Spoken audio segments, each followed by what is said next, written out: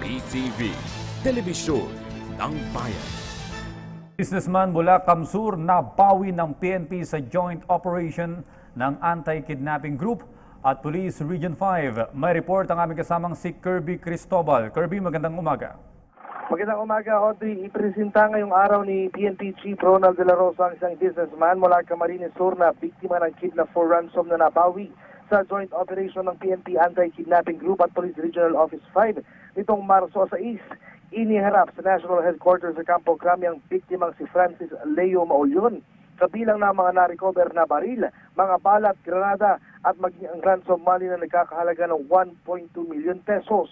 Naaresto ang 5 suspect na kabilang sa highly organized kidnapping group na kinilalang sina Joven Ortiz, Jefferson Coachin, Prudencio Ruiz, Cesar Garcia at isang barangay captain mula Kamalig Albay na si Jerry Mancera.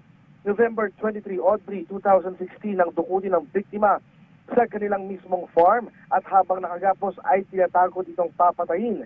Nagpalipat-lipat rin anya sila ng lugar upang hindi agad na matuntun ng mga otoridad. Dagdag naman ni General Bato, naging matagumpay ang operasyon dahil na rin sa maayos na koordinasyon ng pamilya ng biktima, local government units at ng PNP units.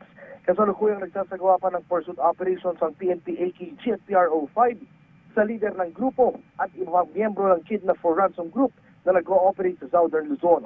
Personal na i-turn over ni PNP Chief De La Rosa sa pamilya ng biktimang ransom money na nagkakahalaga ng 1.2 million pesos na napawi mula sa mga suspect. Mula dito sa Campo Crame, para sa PTV News, Kirby Cristobal. Maraming salamat, Kirby Cristobal.